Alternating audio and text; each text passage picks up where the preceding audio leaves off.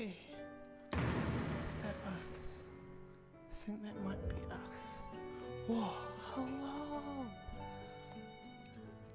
Hello, hello, hello. So, welcome.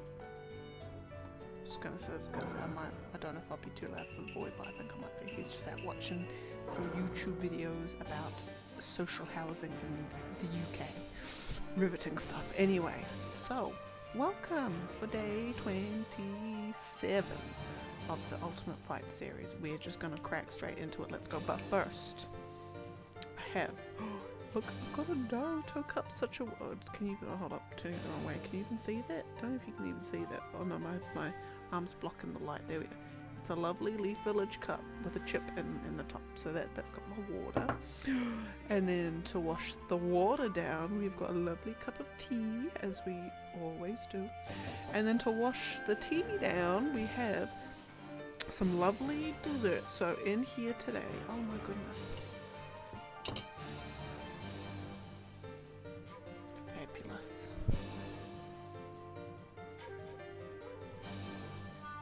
Oh my goodness. Click my unread notifications. We haven't even bloody started and my internet's cut out. Fabulous. Lovely.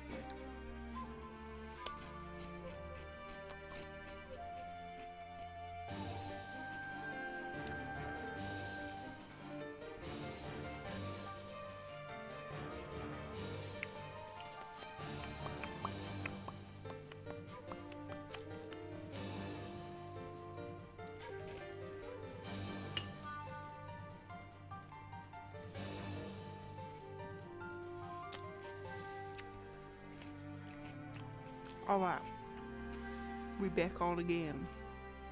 Okay, let's go. Hopefully that's the doesn't happen again for the rest of the time. But not even a minute in, and all my internet's already cut out. Fabulous. Anyway, where were we? Let's go through it again. We got a lovely cup of water in our Naruto mug. Fabulous. We got washing that down with a cup of tea. Lovely, lovely, lovely. And washing the cup of tea down with some ice cream. And it's, what do we got? We got chocolate, low carb, low sugar ice cream, lavished in, actually no, accompanied by a selection of frozen tropical fruits such as dragon fruit, papaya, mango, pineapple, and some other random stuff. And then lavished with a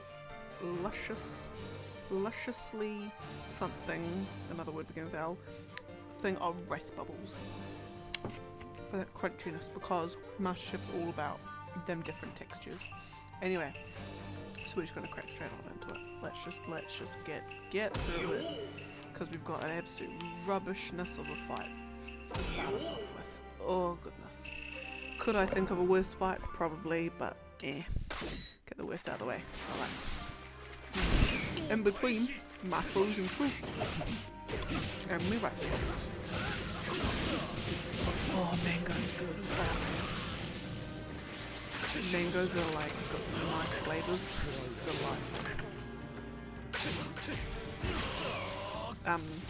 What's it? Because MasterChef, all about them textures. So you can't just have like ice cream. You have to have ice cream with like crunchy bits and like gooey bits and all these different bits, because you can't just have normal ice cream apparently, because there's not enough texture. There's not enough textures to balance each other out and all that BS, because at the end of the day, I would make the best MasterChef judge, because I'm going to tell it like it is. In that, A, does it taste good? Yeah. Okay, that's all you need to know. I'm not going to go on that BS about texture, flavour profile, and all the absolute BS terms that the culinary world has invented to make them feel good about themselves. How many ways can you talk about a piece of food? Obviously not. Because we need to keep inventing new ways.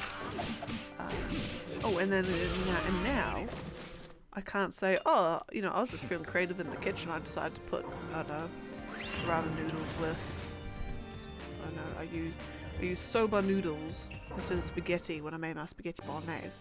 And rather than someone saying, "Oh, that's interesting. That's kind of creative. That's kind of quirky," someone's like, It's a lovely Italian Japanese fusion.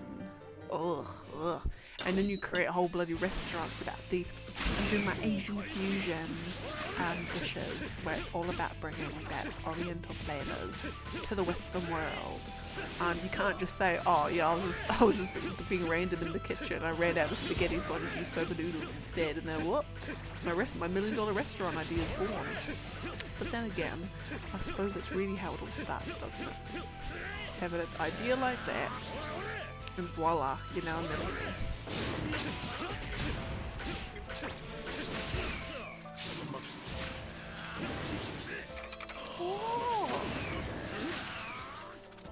Oh my goodness. This Kankuro is actually doing pretty good. It's doing pretty kosher, although it's probably because Shino is using all the substitutions and then he can't dodge my combos. That might be why.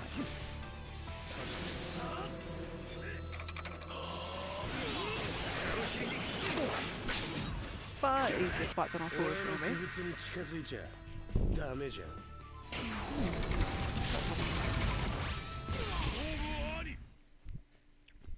I don't know that flavour, so I'm going to say papaya. Because if you had to ask me what papaya tastes like, or like identify a papaya taste, probably couldn't do it. Probably could not do it. But then again, that's just simply because I haven't had it enough times. Anyway, next one. So we're fighting Kisame. So what's a good Kisame? Oh, Gondolier. It's not really fitting against a shark dude, but it's the closest thing we got. That's what I should do when I'm playing as Naruto, that version of it. Pick the outfit that best matches my opponent. It's weird how they pick like certain, like why do they pick a Gondolier as the outfit?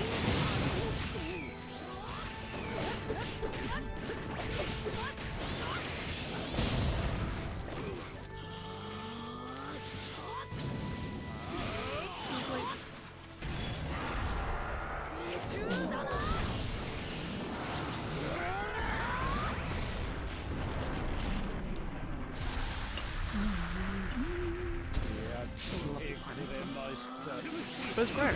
I can experience the wonders of dragon fruit and pineapple and mangoes and all of that without spending an absolute exorbitant fortune to buy one of each. Experience them all. Oh my goodness. I feel nice for wood down. Then again, we have seen some absolutely manic, barbaric food prices. We were just chilling. I won't say what supermarket because anyone in New Zealand, I mean, we probably do anyway, but I just don't want to, in case their brand managers watching, whatever. We'll pass. You see chilies. Okay, so just some chilies. I think they're from the US. I would hope they're from overseas, because if not, then we've got some serious explaining to do. The hell does that sound? Oh, it's the thing in the kitchen. Anyway, $53.99 a kilo of chilies. $53. What? Like, what even is that? And I almost want to say, it might have been the garlic. I know that there was some, like we've seen garlic, chilies, and limes. Very Mexican. But like, maybe it's some expensive stuff. But like, so garlic, limes, and chilies we have just seen with some ridiculous prices. And I swear on my life, and I couldn't tell you where I saw it or what even it was, but I swear on my life, in the last month, I walked past somewhere and it was over $100 a kilo. Or something like that.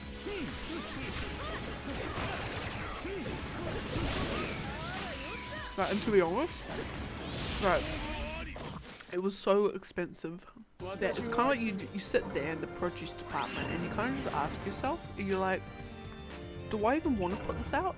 Like, do I even want to make this available for people to buy? because it's unbelievable how expensive those things are. You'd kind of just feel like you'd be walking through restocking stuff, and you see someone walk past with like 2 kilos worth of chilies, and you're just like, that's $100 right there. That's like someone's entire shop in a bag. It's mega.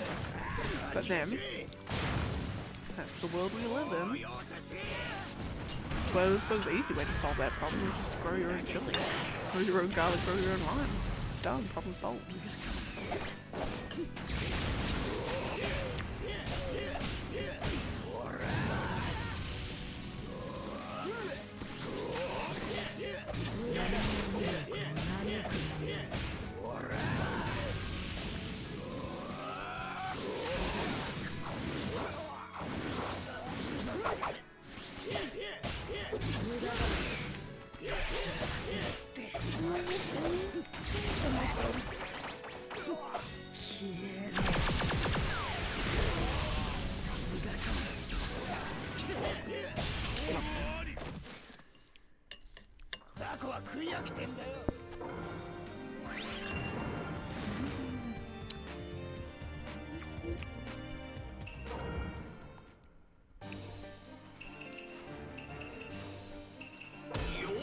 So basically, like, so we now, just because of how like expensive all those things are, we end up just buying like frozen vegetables, frozen fruits. You buy like $3-4 for a bag of frozen vegetables that would cost you like $13 to buy the produce and chop it up yourself otherwise. I mean, really, yes, it might not be as fully nutritious as the original, but to be honest, when food prices are as expensive as they are now, I think our bodies can handle a little bit less of whatever's in the crop.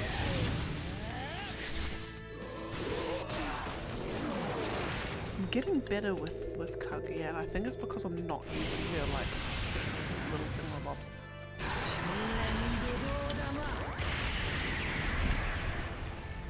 Unless, wouldn't that be a goof if Naja is supposed to deal like her different Ame-no-Minaka stuff is actually like designed to be able to better deal with certain types of characters.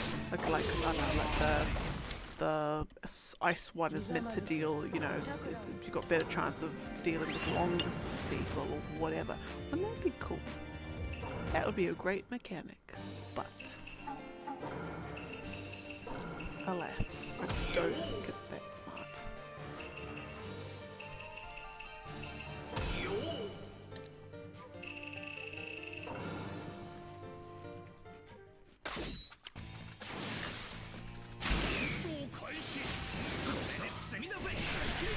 Oh, thank goodness. Lovely.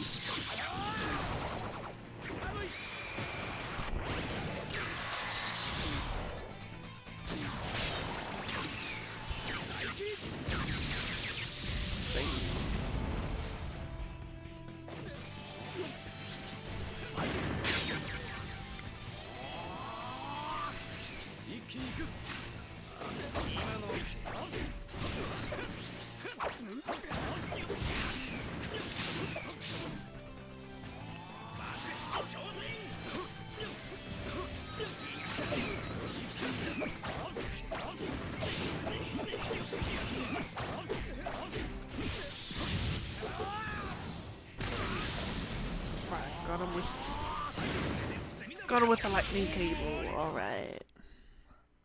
I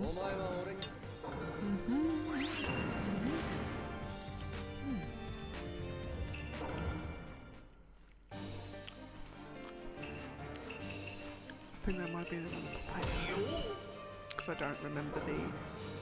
I don't recognise the taste.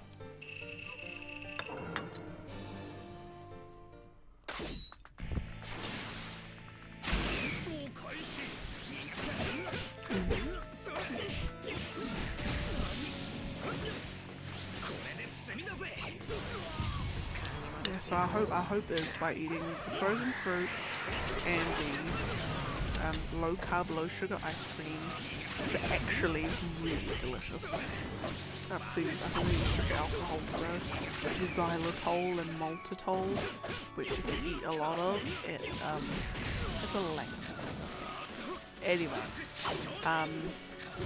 but what's it? What did I say? But our hope is by eating all of this every night rather than my giant heaping cone and bowlfuls of normal sugar ice creams, we are going to become Greek gods.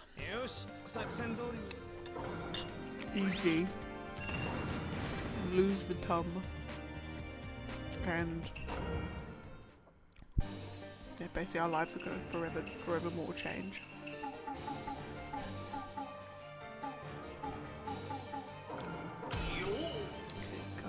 And basic and sushi. Lovely.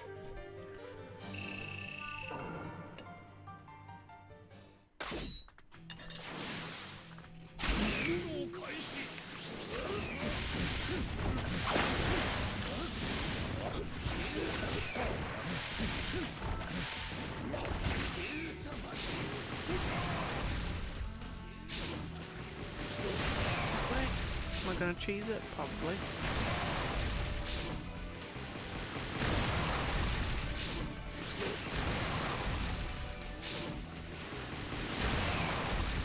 I am gonna cheese it. Lovely. Oh, look at this. Oh, that's what I haven't done. So apparently like Gamescom or something's on at the moment. I know that there's been a whole bunch of trailers that have come out, and I haven't seen any of them, so that's actually something I need to start doing. Might do tomorrow. Probably not on stream though. So I'll watch them so I have something interesting finally to talk about on stream. Because when your life is as uninteresting and literally all I do is wake up, go to work, come back home, play games, I run out of things to talk about quite quickly. In fact, having said that, I've been binging this YouTube channel, Cracking the Cryptic. I think I might have about one before, but these two guys in England, and they are like world Sudoku champions kind of thing. And so there's mostly Sudokus, but they do some other sort of puzzles as well, like occasionally. But it's like Sudokus with like really weird rules, and they even sometimes just do classic Sudokus, but like with some kind of work about them, or just they're really hard, like really difficult. But like watching these guys solve this stuff is utterly like, I mean, if you're not into Sudokus and puzzles, you'd be like, this is the most boring stuff I've ever seen, but I find it delightful. Absolutely delightful. They are absolutely fabulous. And it's like, it's just so much nicer when you see like experts solve it versus just like a regular enthusiast. And yeah, it's just like the stretch, because they say that they're first time viewer friendly, so they'll be talking through their strategies as they do it. So they're not just gonna be like, oh, I'll just put this here and put this here, and then I do this technique and I do this technique. Like, they actually explain what they're thinking and what they're actually doing. And it's just fascinating, the amount, like, how Sudokus can actually have all of these strategies with it that you wouldn't even realise are even a thing. And it's just like, it's just mind-boggling. It's fabulous.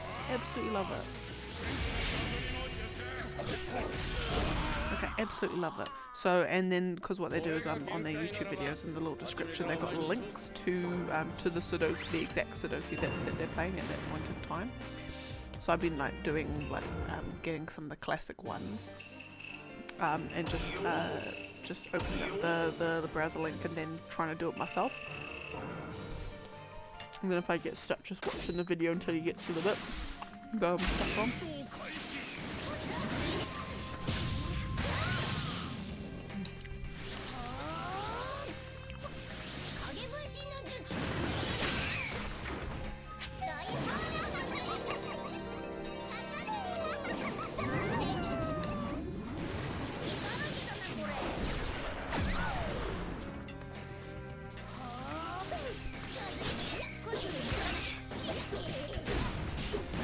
one I was doing today, where it's absolutely mental. So it had 36 numbers already in the grid. It was practically 4 whole boxes worth of it.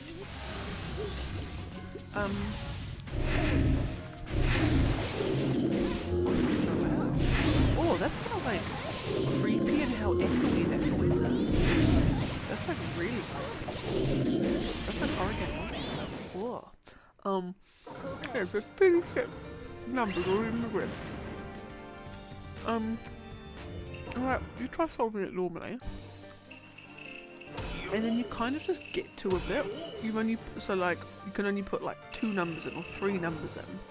You've got pencil marks all around everything else, and you're like, there's so many like, oh, this number can only go in one of these 2 possible places in this one box. Right? You get so many of them, but like, it's like you're missing just that one piece of crucial information that's gonna like give you what you need to solve it. And so I tried to do it. I just like, it got to a point of like, I've tried every possible combination. There's literally nothing I can see that's you know, can tell me where to put another number. And I was watching the guy, and there's like, it's a strategy I didn't even know about, so that way I could have even solved it. It was like a swordfish technique. It was like a slight tweak of a swordfish technique. What's this? It was like mental, and then basically what he did was he narrowed it, like all of the empty cells around the very outer thingy of the grid could only have been filled with a 1, a 4, and a 7. And he worked out that for that to be true, it meant that this one cell right in the middle of the grid, in the middle box, had to be a 2. Because if it wasn't a 2, it meant that one of the other boxes couldn't be a 1 or a 4 or a 7, just by pure logic, and therefore would have completely broken the puzzle. So it had to be a 2, or else the entire puzzle breaks. And when I watched that, I'm like, okay, pause it, put the 2 in, and then try and solve it. And literally, like, the whole puzzle just unravels as soon as you put that 2 in. Like, everything just, like, unfolds with ease. And you're like, I've just solved this entire puzzle in like a minute. All I had to do was just put a 2 in this middle box, and it's mad. It's absolutely mental. And because the thing, too, is like, that so puzzles will have what's called like a break-in or something. So I'm even learning the sort of puzzle terminology as well. They have what's called a break-in, which is kind of like the strategy, or like the thing that you have to do to get to that point where you can solve the puzzle. So for instance, in that one, the break-in would be that working out that play on the swordfish technique exists, and then what that means in terms of filling in that 2. And then as soon as you've done that, you've now broken into the puzzle, and yeah, it's just go time from there. It's mental, absolutely mental, and I love it. I love every second of it. Fabulous.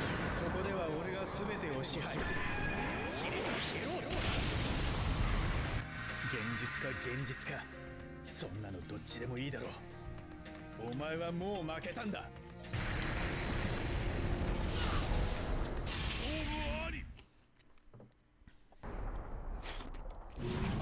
現実に抗う術はない。己の力量を測り。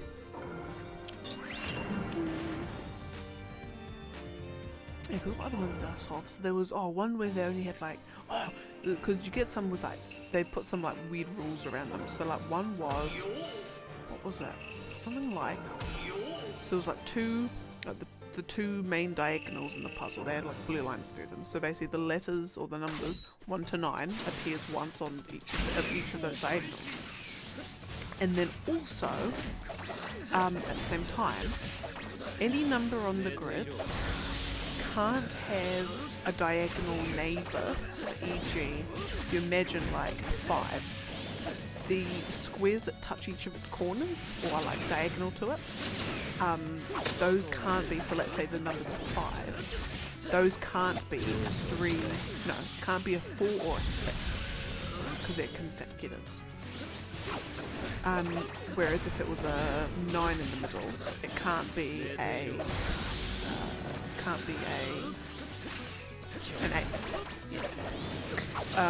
But it can be a 1. So there's that.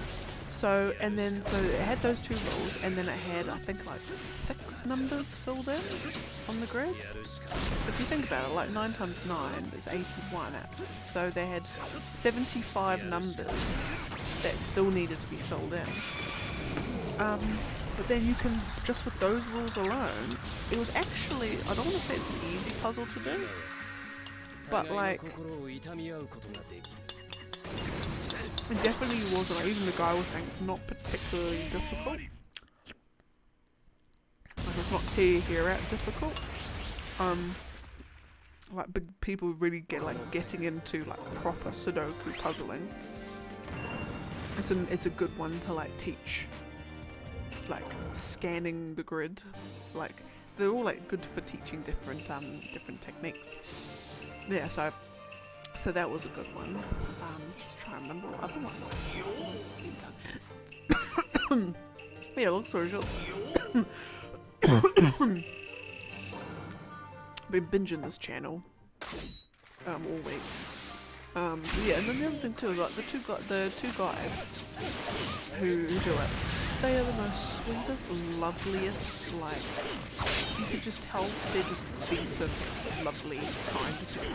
But just the way they talk and the sort of their composure and everything is just very, like they talk about these puzzles with such love and such enthusiasm, and they never use any like cruder language. It's all like, it's almost like polite, like,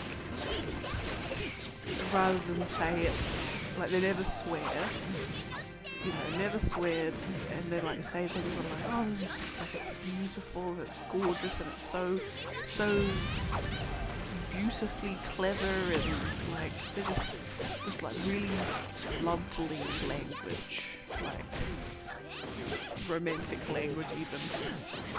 It was yeah, it's fabulous. It makes you feel good, and you learn stuff, and it's using your brain, and it's fabulous, and it makes my day. So if you're into Sudoku stuff or into that sort of thing, and or if you like, yeah, you're into Sudoku, or you want to get into Sudoku, and you also want to learn strategies and learn some, like, there's some like, before watching them, I never, when I did a Sudoku, probably more so just because I always did them on paper and it just looked weird, is did the little like pencil marks in the corners and stuff. They're an absolute game changer when you use them right. Like, you can, just those alone can like help you solve a puzzle. Like, just by putting the pencil marks in. It's mad, mental. Yeah.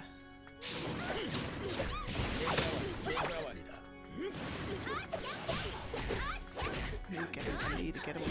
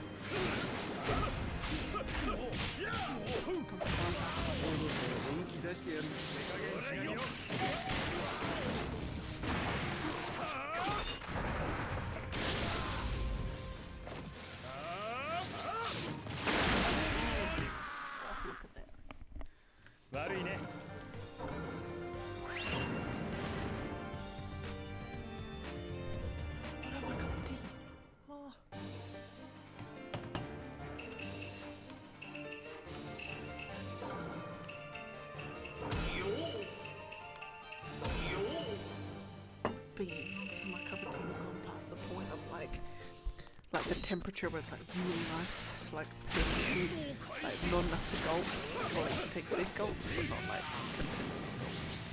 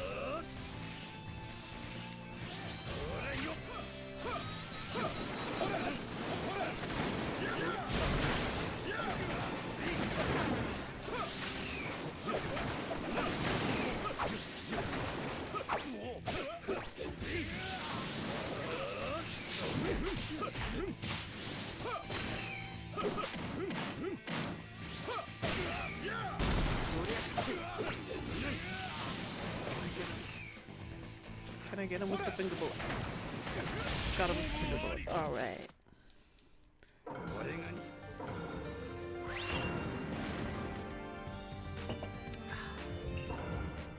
Okay. Hashira, no? No, I don't want that. What do I want?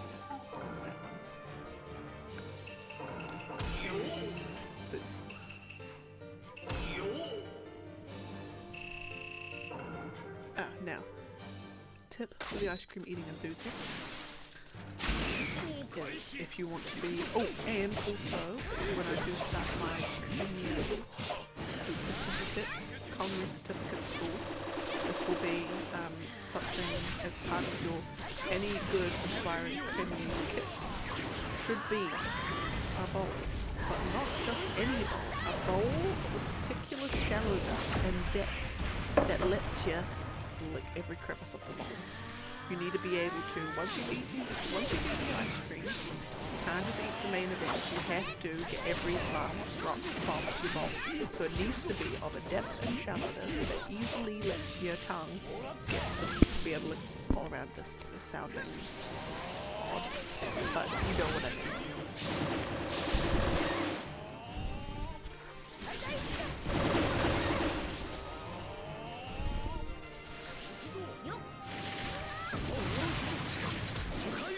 Basically, yeah, so that is like perfect shallowness for me to be able to get every last little ice cream blob off. And I would highly recommend if you take your ice cream seriously, as I do. Oh, and that's just reminding me, I have anyway, long story short, get a shallow bowl if you like ice cream. Now on to greatness. So this week was week 4.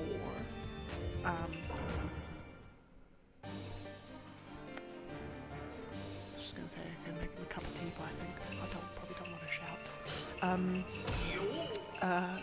Yeah, week 4 of the bake-off at my work. So my turn, and I made my little mini ambrosia cheesecakes.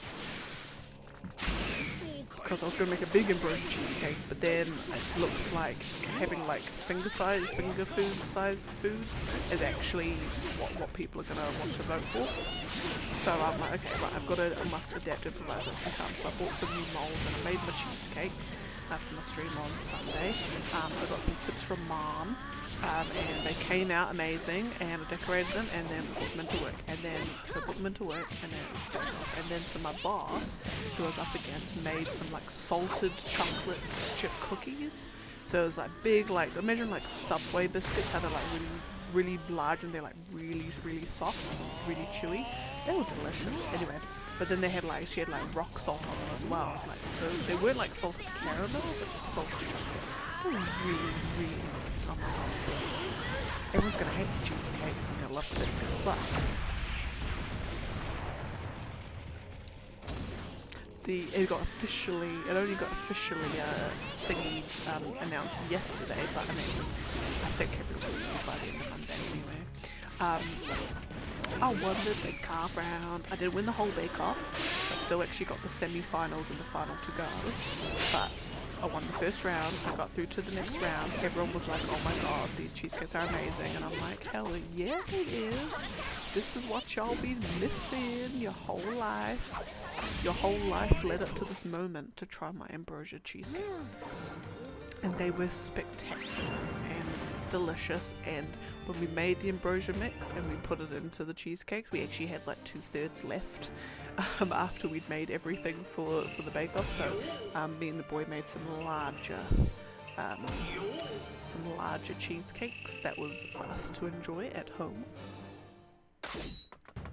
Yes, I'm very excited. And what it also means though is now that I'm at the next round, I need to now think what I'm going to make for the next round, because my big gelatin, my strawberry gelatin cheesecake idea, I have to make them mini now because I just can't make something big. I have to make them mini because I have to not jeopardize my chances of winning the finals, even though if I pull that gelatin one off, it would look absolutely astounding. It would look incredible, but looks don't seem to be enough for this tough crowd, so I have to make it small enough for them to eat. And so I'm gonna make mini ones, but I've got my plan for that, so that's fine. Then the next round, the semi-finals essentially, I can't do another cheesecake, or I'm just cheesecake. I need to show my versatility. In Drag Race, if I was on Drag Race, I need to be showing my breadth of talent. I can't just be a pageant queen, I've got to be all the queens. I've got to show my comedy chops and all that sort of stuff. Anyway, so what was I gonna say? Yeah, so I was looking at some recipes like the last few days because I'm like, what do I make? You type in mini desserts on Google and then it's all just like mini cheesecakes, mini strawberry cheesecakes, mini mousse cheesecakes, mini cheesecake tarts, mini cheesecake bloody apple pies, cheesecake. It's like cheesecake flavored cheesecake. It's just fucking cheesecakes everywhere. Excuse my language. So I'm like, give me something. But then I'm thinking, because I also don't want to do something that is like easy to make a really bad version of. So what I mean by that is, you can get apple pie. So think of apple pie. Think of the most amazing apple pie, and think about the worst apple pie. The things that you have to do to go from like the difference between the good and the bad one is very minimal. It would be the ratio of ingredients rather than the ingredients you use. Could be talking out my booty, but it makes sense to me. I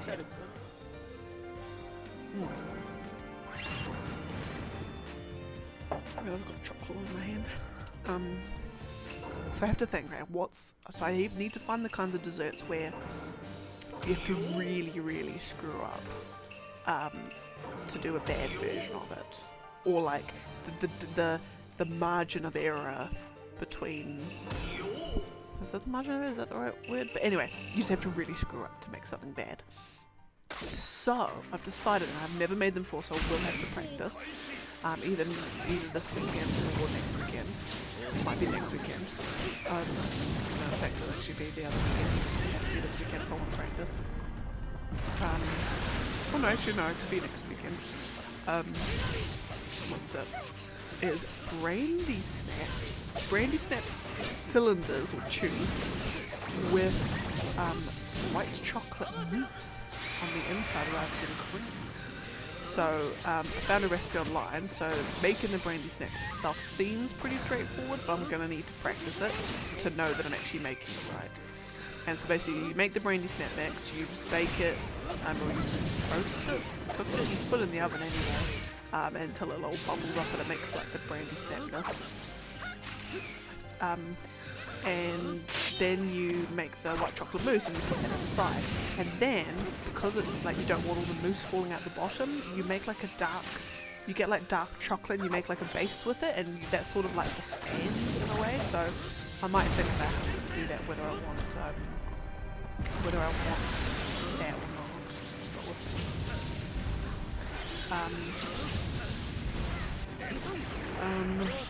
Yeah, so I think I might make that, because if I can get the brandy snaps right, the lemon mousse is piece. There's a lemon mousse, white chocolate. I keep thinking it's lemon. It's not. White chocolate mousse, piece of cake. Easy enough to make. And the thing is too, is that I need, because these things are potentially going to be on a plate for ages. Like I can't have any kind of like frozen desserts. It needs to come right out of the freezer and then be eaten within like 2 hours, or else it's just like a liquid mess on the plate. So I can't have any of those, which rules out stuff like ice cream. Like, because I want to do like ice cream bombs and stuff like that, but it's just no, can't do it. It's not in that environment. And then they'll complain it's all goopy and whatever. Again, like I said, tough crowd. Anyway, so I think this brandy snap with white chocolate mousse idea is going to be the winner. So then I do that, and then final round I do my strawberry gelatin cheesecake idea. It's going to be an absolute showstopper. It's going to be amazing.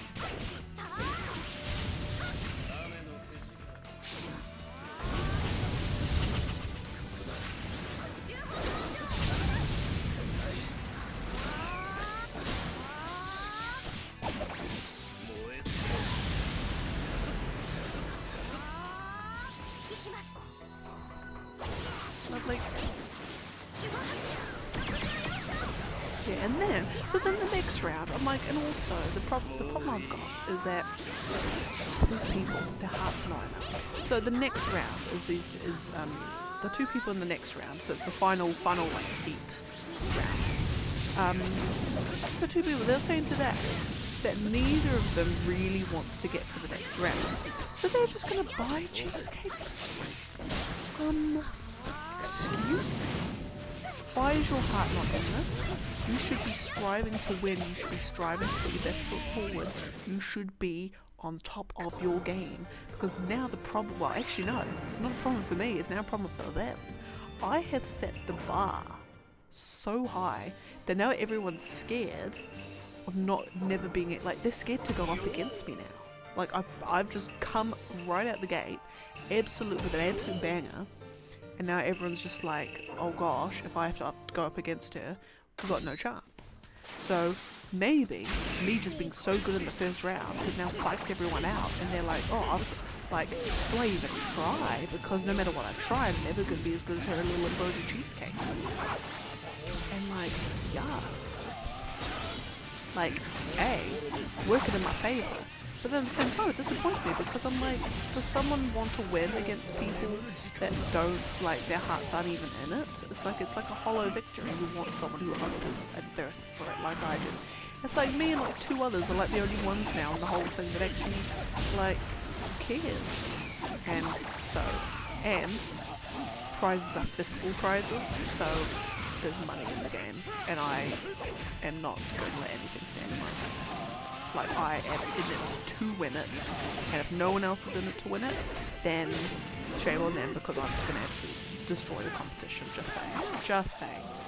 Anyway, some may say that maybe my furor, my enthusiasm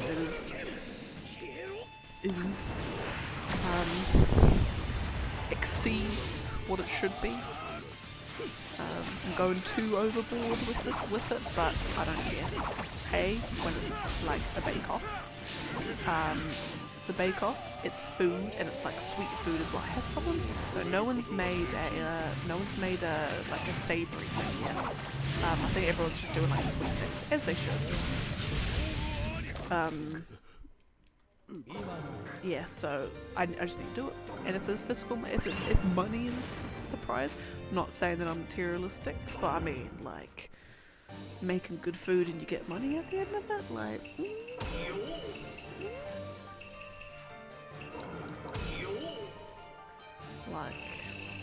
I mean,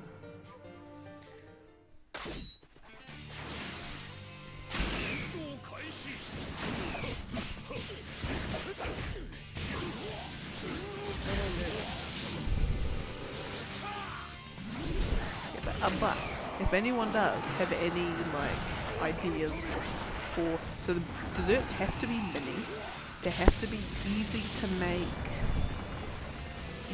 need to be like in a single batch of it.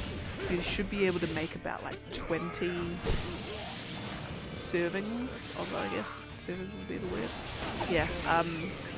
And small enough to like pick up and eat it in like a couple of bites, but not so small that you go, what? And like that's it, you're done. Like it has to be enough to be substantial. Because I mean, it goes out at morning tea time. People are trying to get themselves going until lunch. Even though it's only like an hour, 2 hours away. But anyway, that's the sort of thing. Anyway, while I'm ahead, I might quickly update the flights remaining. What have we got? Down to... We are down to... what are we down to? 9,431.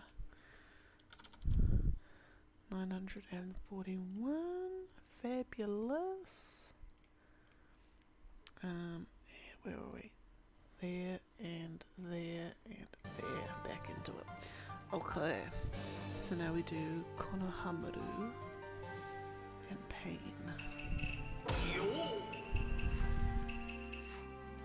Actually, just quickly, it's gonna pause again, just waiting, cause I've got like my Google Sheet open.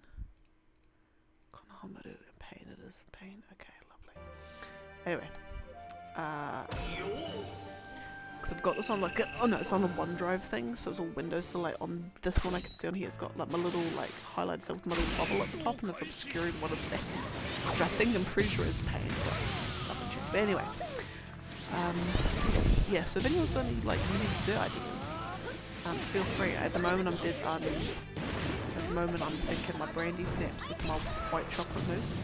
Make sure I don't think it's lemon on the day. And see if that wins them over.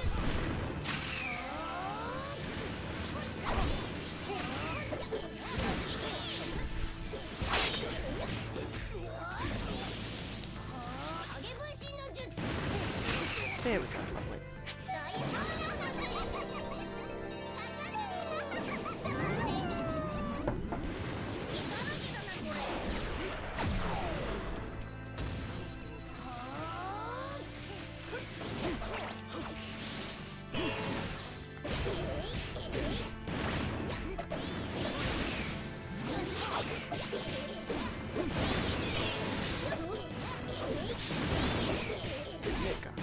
Lovely.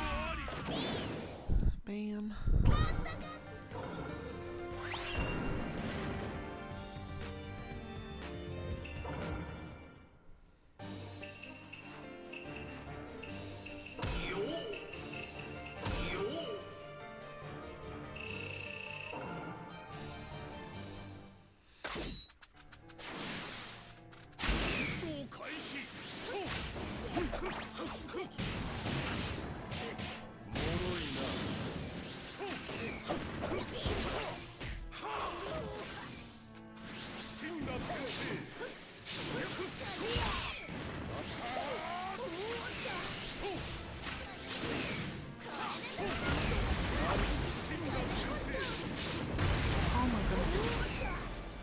Konohamaru, can you not?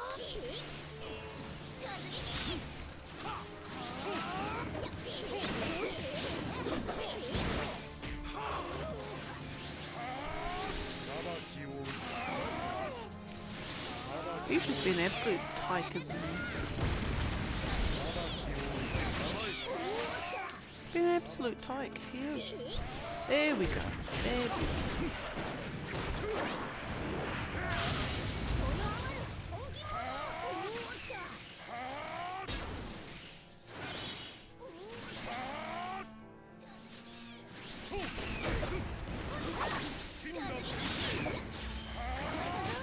Oh my goodness.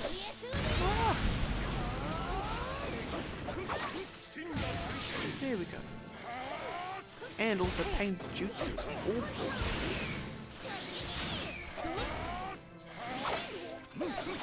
There we go. Right, there we are.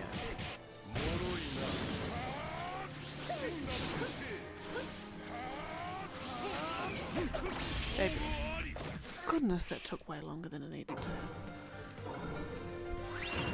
Alright. Now, this next one isn't a law fight. But it, like, could be.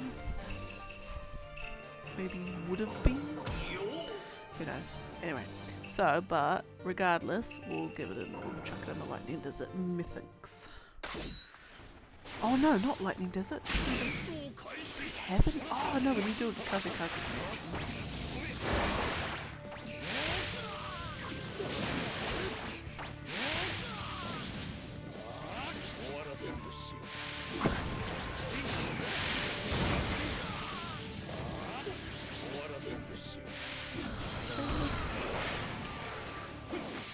Excuse me.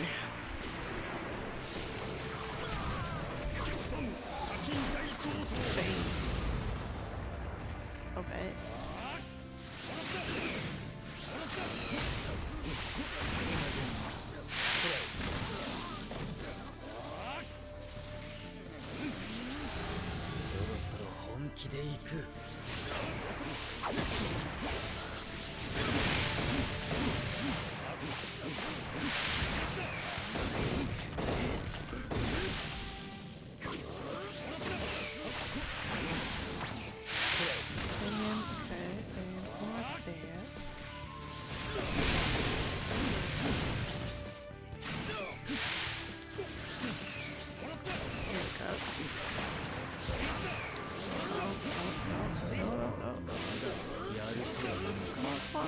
There we go. Fabulous. Lovely jubbly.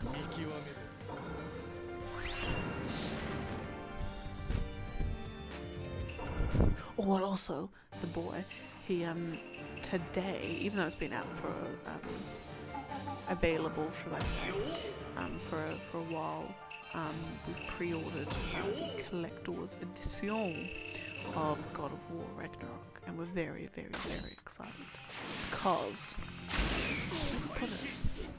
I don't even know what it is. I'm not even paying attention to the fight. What the hell am I doing? Because while we have Mjolnir, e.g. Marvel Cinematic Universe Mjolnir. Hello.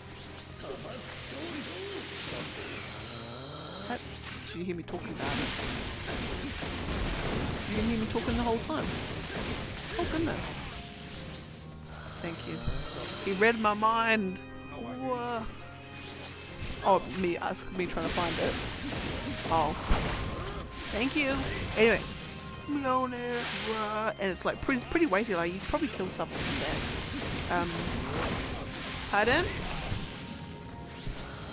Don't say that. Too late. Anyway, but so with the collector's edition, we get another replica. So then we've got 2 Mjolnirs in the house. So that means we can have like Mjolnir fights and like do like a whole play fighting. Like, oh my goodness, which that reminds me. Oh my goodness. But yeah, so that's gonna be very exciting. Very looking forward to that, and it's going to be a case of the boy playing the game and me trying my absolute bestest to sneak, or to school actually, to play it when he's not around, to try and sneak in whatever I can. Now, what did that remind me of? Oh, it reminded me of, oh my goodness, I won't name names, I won't say names, but so, I had a mate at high school. We're into the same sort of, like some of the same franchises, properties. And so invited around, we had invited around to the house for a couple of sleepovers, as you do. And then so, by that point, I would have been like 15, 16, probably 17. But 17-year-olds can still have play fights with swords, as you do. So what did I have? I had like a bad replica of the Master Sword from Zelda. I had like a knockoff like Chinese sword from the Chinese shop in town. and I had... What did I have? I had something else as well. I'm trying to think what it was. Might have been only those two. But anyway, so I had those, and it was like, she's like, oh, we'll do play fighting with these. And I'm like, okay, I guess. You know, nothing crazy is going to come of that. So, you know, it's like, and she is like going for her absolute life. She is like, I'm one of us, most likely me, is about to die at this point in time. Like, she is going full force, like her life depends on it, and I'm just frantically trying to fend her off, trying to stop the blade connecting with my my arm or my shoulder. It was mental. So there's that, and then do that, and then Dad's like, what the hell are you guys doing? Stop, you're gonna like break something. And I'm like, yeah, my skeleton at this point. But anyway, so we stopped that at the point that we stopped at. And then, me being me, oh, thank you for the follow, much appreciated. Yes, the BBB. So anyway, she leaves or whatever, and then I think it was the second day of the sleepover. So she left at whatever time she left, and I'm then go back and looking at my swords, and she had gone full on to the point that like all the side, like the edges of the blade now are just like completely dented and destroyed, and I'm like, wow, thanks. I didn't say it to her, so then I'm like, and then Mum, I was like, Mom, my blades are ruined. They're destroyed. Well, they weren't destroyed. You know, they're actually like still like, you'd only notice them really if you like actually looked at the blade. Why is Obito being such a nub? Yeah, you'd only really notice them if you.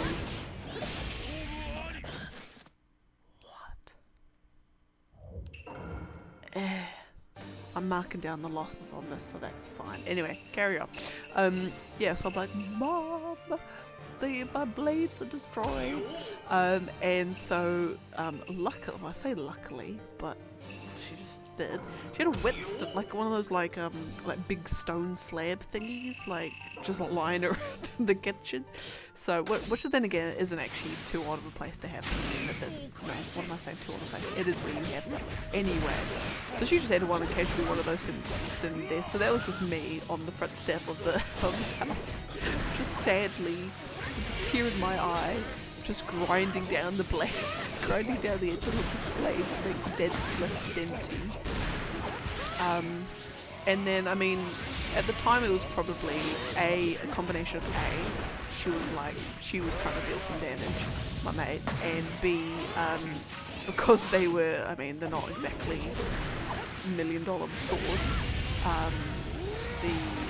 just the quality of the blade, like the steel was probably quite soft in comparison to steel.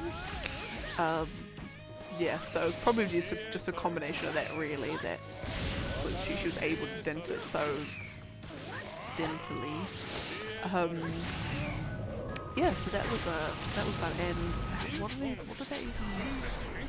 I even think of that? Oh, that's right now, yeah, because yeah, so basically I will have that in the back of my mind if the boys ever like, yo, we want to like when I get my God of War replica of Mjolnir, we'll do some like play pretending Mjolnir fights, and I'm gonna be like, no, because we're gonna dent our hands. And I ain't got no wet. Oh no, we do actually have grindstones or whetstones on hand, so actually that wouldn't be too bad of a thing. That's right, yeah, no, we do, because weird reason why we have a grindstone, and it's not just any grindstone, it's like a fancy grindstone as well. It's like a proper like Japanese artisan one that like the master bladesmiths use, kind of stuff. My sister, my younger sister, when she started working, was making a hell of a bank. She was making an absolute bank. And then, when people get their first job and they start getting their first paychecks, and it's quite a lot. I mean, you've got nothing else to spend it on. You're not paying rent. You're not having to pay bills. So you're just like, yo, I'm gonna start buying stuff now. and they go on that big spending spree that everyone goes on when they first start to get money. So her spending sprees were like, because she was into she was doing a course, culinary course, so she was getting into stuff for all the fancy aprons and knives. So she got like fancy knives, like proper, like the whole like with the knife bag where you like roll your bag out and there's all your fancy this. She even got all those, and then she bought a. What did she buy? Did I just do another one? She bought this fancy like Japanese Winston, and then she bought another one, and then she's like we're thinking of visiting one day, and she's like, "Do you want this?" I'm like, why? Like, I'm like, those, like, how much do they cost? She's like, oh, it's like $300, and I'm like, what? Why are you just giving it away? You haven't even opened it. She's like, oh, I already have one, and I'm like, why did you buy another one? She's like, huh? I had the money, so I might as well. And then she bought it and realised, wait, why have I got two? And then she said, do you want to have one? I'm like, yo. We'll take that. So that's why we have a super fancy Japanese master bladesmith whetstone it is whetstone, not a grindstone. Whetstone, like the knife sharpener stone blade block. Knife? No, it's not a knife block. God, there's so many terms. I'm getting confused which one's meant to be which. Anyway, you know what I mean. Yes. So that's the story of that.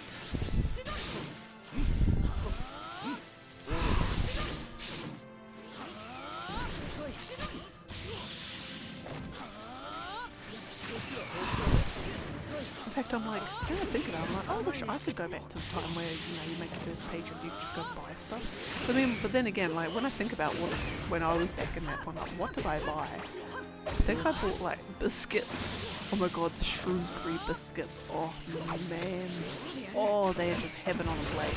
They are fantastic. Yeah, I think I bought lots and lots of Shrewsbury biscuits.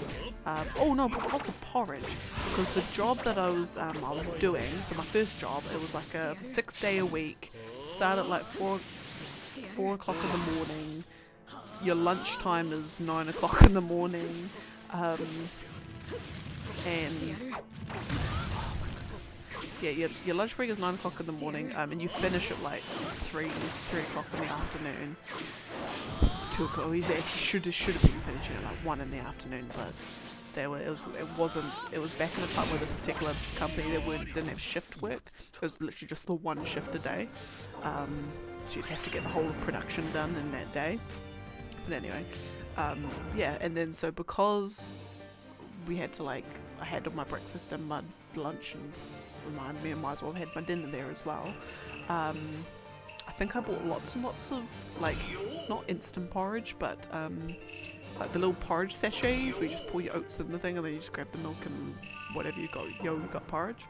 I bought heaps of those, and then heaps of biscuits, and then lots of jigsaw puzzles, and I bought a PlayStation, PS4 at the time, PS4 Slim, because Final Fantasy 15 had just come out, so I was like, yo, Final Fantasy 15 edition of the PS4, so I wish I still actually had, now I think about it.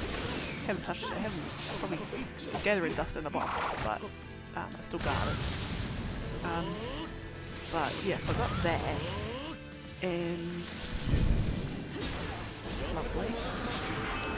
What else did I spend on? You never had time to actually do anything. Like, the only day that you had off was a Saturday, and even then, you couldn't even enjoy that day off, because, you finish work at 1 o'clock or 3 o'clock on a Friday, and then it's almost like you're just finishing school on a Friday, almost. So you go home, you enjoy Friday afternoon, and then you go to sleep in on Saturday because you're absolutely knackered from the week just been, and then you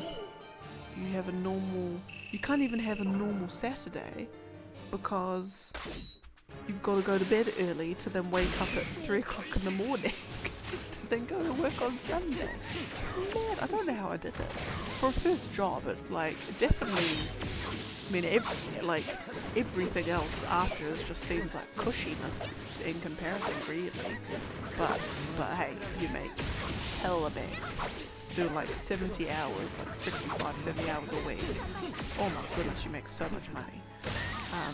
Like practically, I did not have to work during uni the next year because 3 months of that, and I did not have to work during uni to be able to pay all my rent and everything.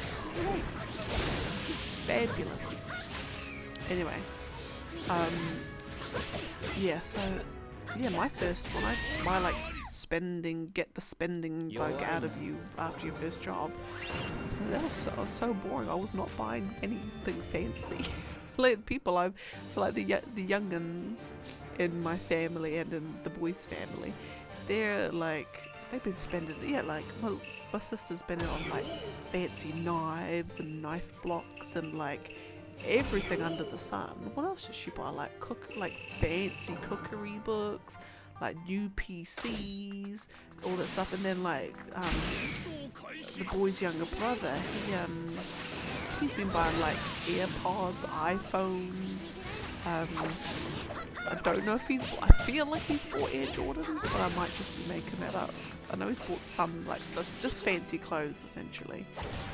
And I'm just like, what have I bought? Biscuits, porridge, jigsaw puzzles. Oh, I'm so sad. Oh dear. That is so sad. But hey, I was happy and that's the main thing. I did not have a want.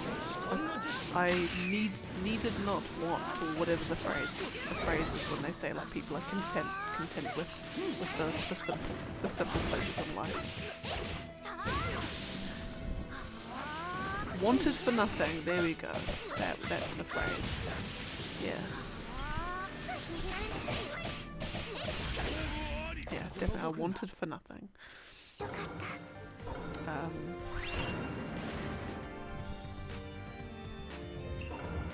Alright, I think I might. Do I need to update my list? I think I might update my list. So just 1 second. Because now we're down to 419. Alright. And bada boom, bada boom. Okay, what are we next? Orochimaru and Conan.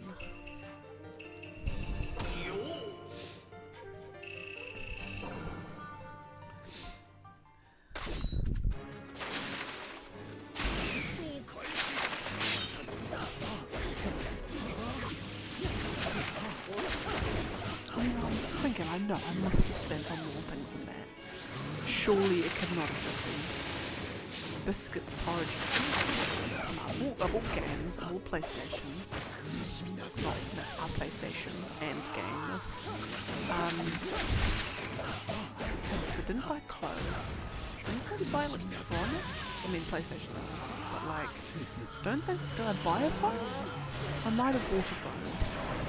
Like a new phone, because my phone experience to that point was either a hand-me-downs or like the flip-top phones. Well, they were actually great. Flip-top phones are great.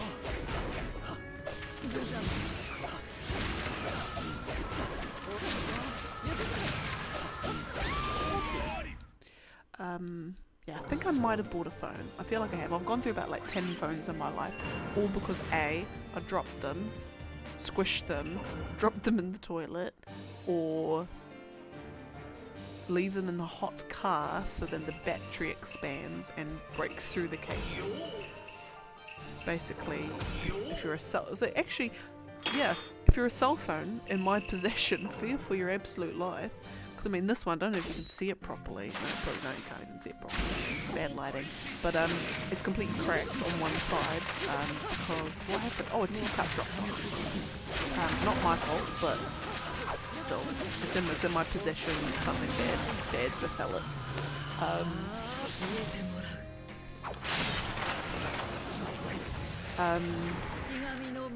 What else did I buy? Online. Yes, literally, I just like you just had no time with this particular job. You just had literally no time to to do anything. So what was the point of buying things? Because I think I might have bought some jumpers. Because the place I was in, like, it's like in the production plant, because it's freezing. Like it's not a freezer, but it's freezing. It's like 4 degrees or less. I think it might be like 2 degrees. So I think I might have bought a nice jumper. Yeah, that's about it. That's all I can think of.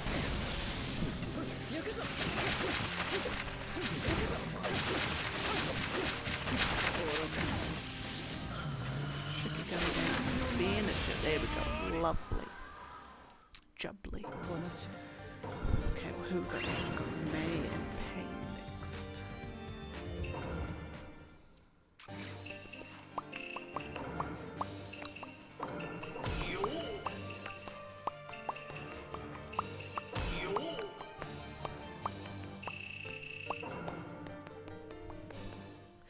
I bet.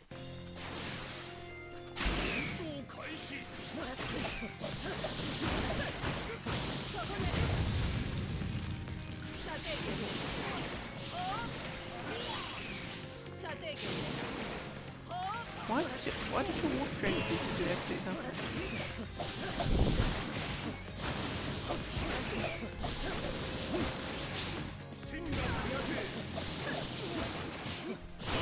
Oh my goodness. Right. Lady.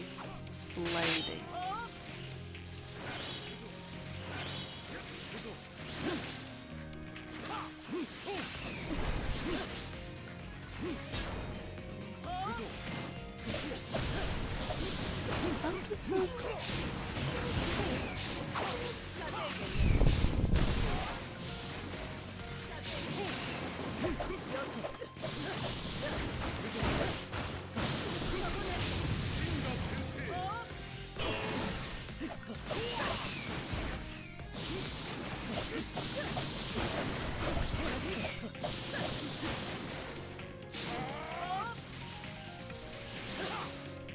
Oh my goodness. Yo, Pain, do you want to just gap it on in? There we go. Thank you.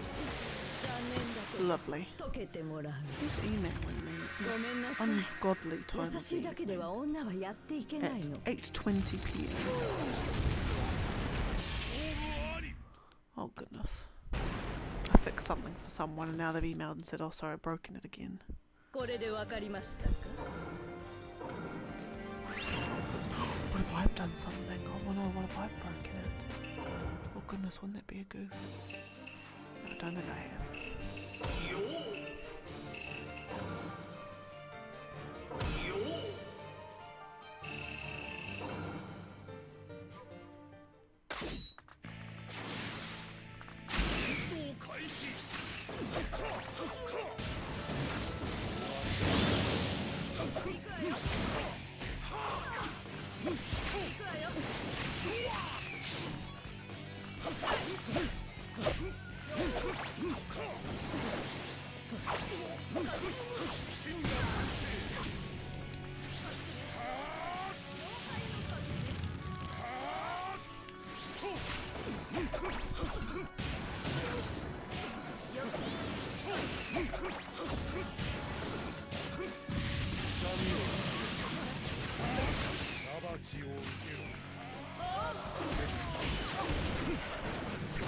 Being addressed tomorrow morning. That's my business. Ow!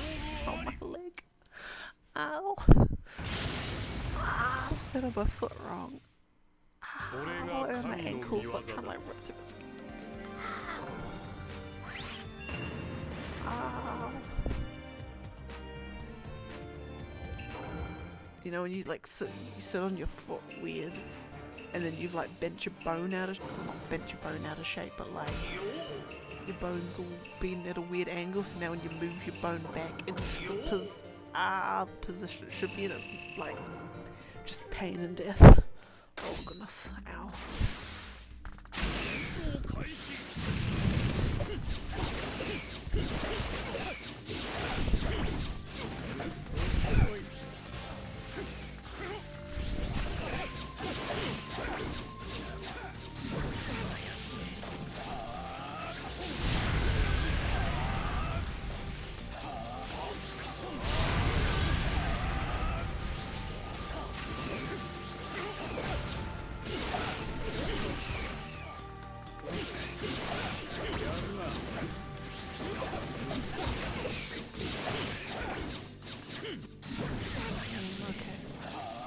Got him. Now it's 10 tails, isn't it? There we go. Lovely jumpy. 絶望を味わえ。俺がこの世の因果を断ち切る。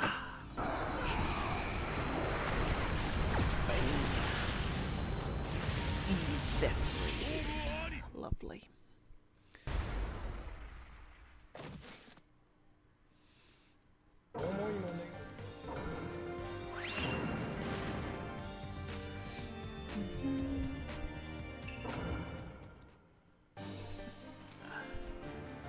Okay.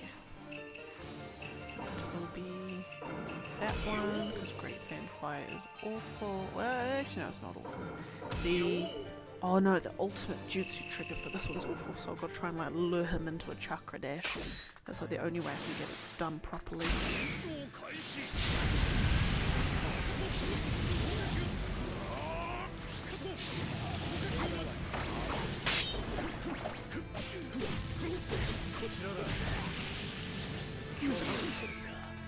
No, yes.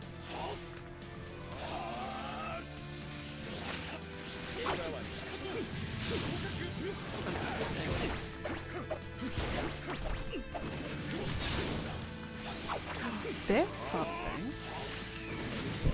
Again, trying to forget about suspension of disbelief and just the fact that it's an anime. How does that work?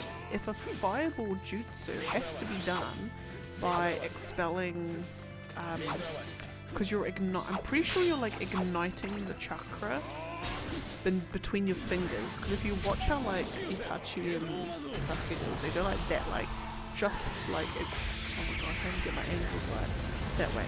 They do like that in front of their mouth, and it's kind of like they're blowing chakra out, and it's igniting. They're like, I don't even know how to describe it. I could be like over-sciencing it. I probably am over-sciencing it. Anyway, but essentially the whole like thing that you have to do is you have to be blowing stuff out, like breathing out. So how was Obito in his little lovely mask doing that? The air is not coming out, or whatever. The magic is not coming out. It's being blocked by the mask. So how can you do a fireball jutsu? Ugh. 1 out of 10. 1 out of 10. The science wasn't accurate enough. Therefore, 1 star out of 10.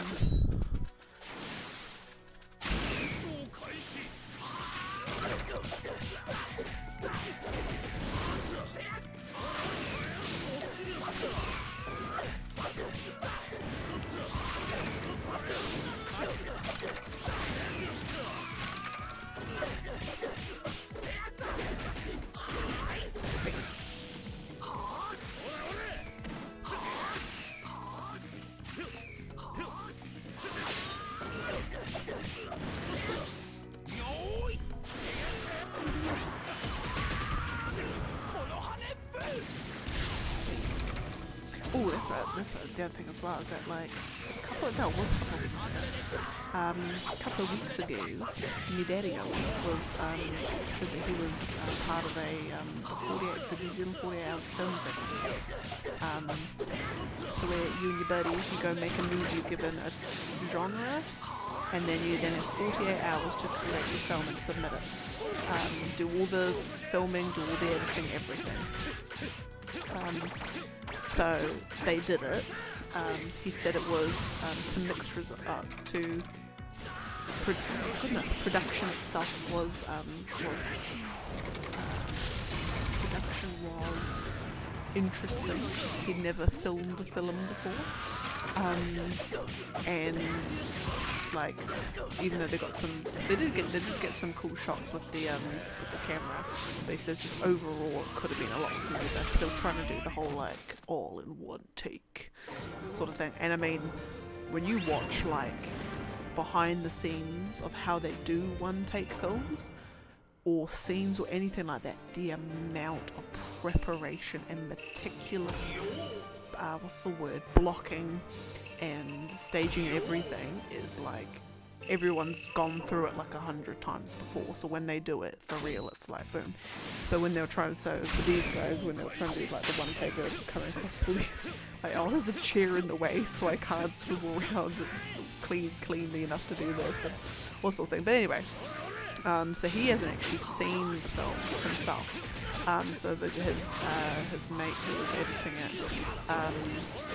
was doing it while he was at work. So he hasn't actually seen the film, but they're all being streamed on YouTube. So he's so tomorrow, I think, his film is being streamed on YouTube. So I've got to watch it.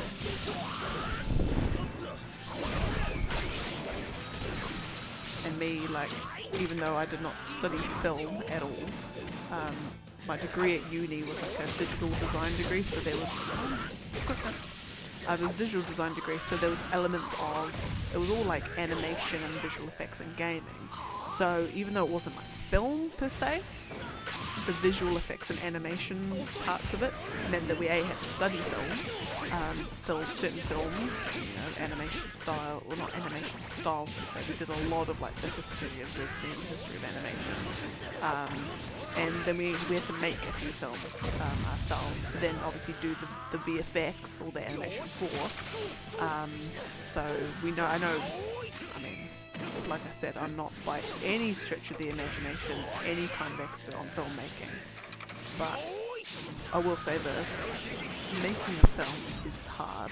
Like, no matter how big or how small, it is actually difficult to pull off smoothly.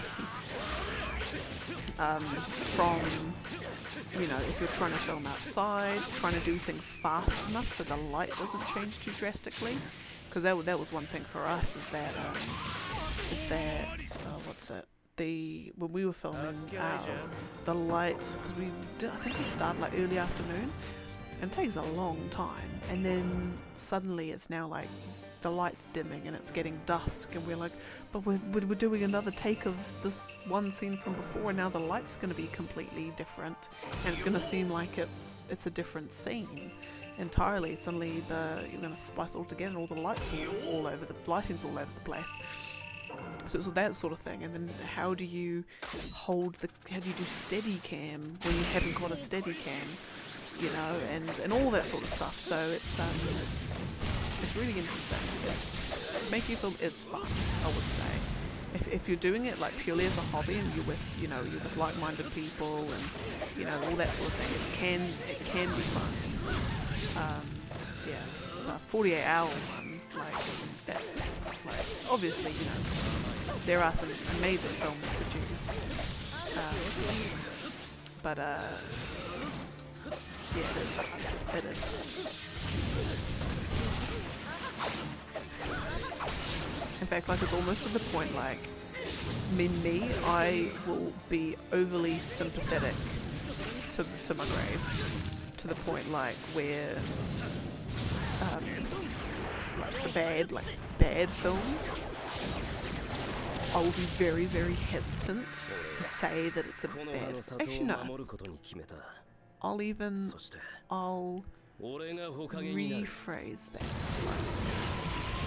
Small filmmakers, whether they're indie, whether they're just when it's not the big blockbuster 20th Century Fox, where they can pour millions and millions of dollars into it. If it's a smaller, independent people, small studio that's just been set up, if it's like a bad film, I'm more likely to give it a pass, because I know that they don't have the resources and the what. Basically, I don't forgive big studios and big things for producing something shite. Essentially, that's what I'm trying to say.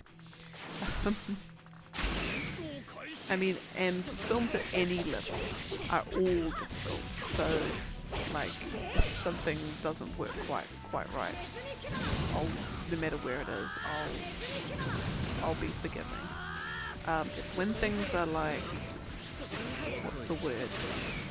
Some like film mistakes, or some choices in quality of CGI or writing or something like that, generally, generally you can kind of tell. You end up developing like a sense of you can sense the intention and the thought behind decisions or things like that. So take bad CGI for example. There's bad CGI because you don't have the budget or the resources to do good quality professional CGI. And more often than not, it just comes, it's like, cute's the wrong word, but you kind of go like, oh, they're trying,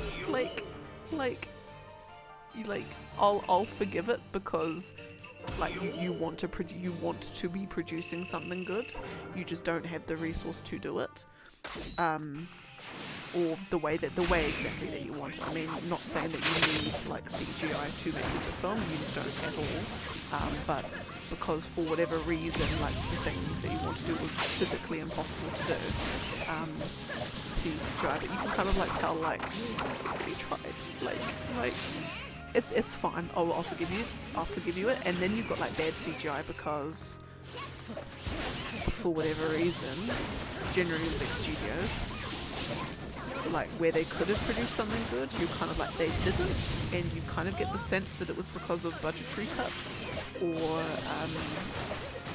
they didn't care. They didn't particularly care about it.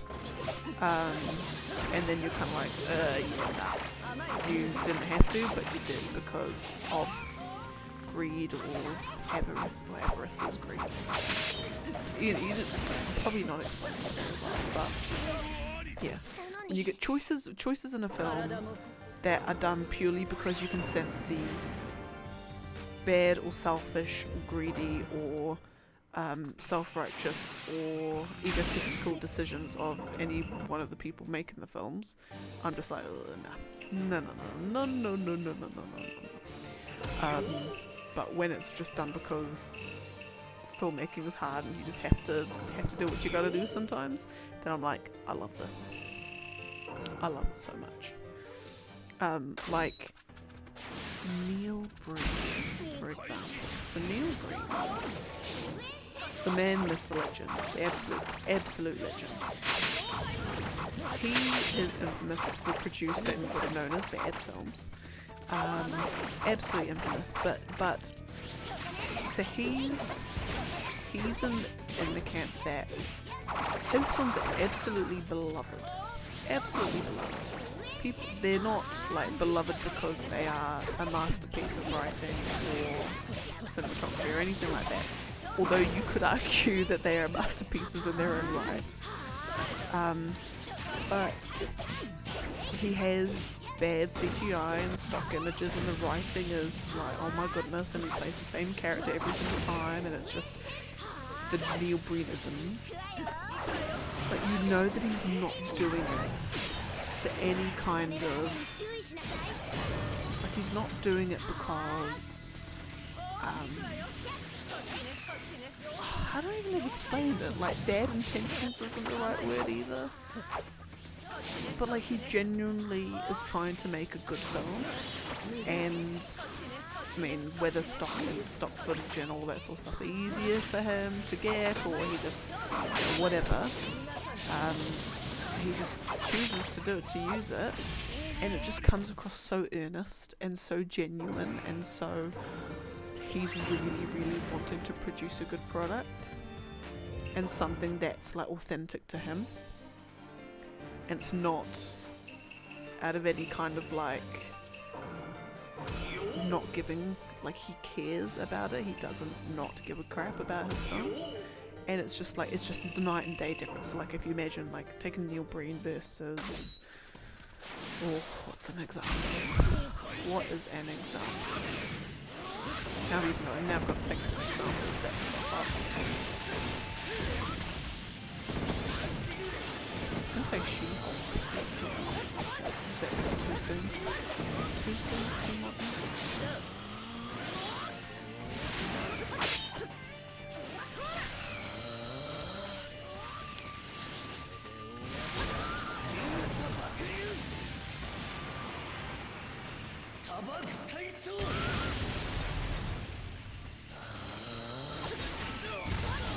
let's go She-Hulk, why not?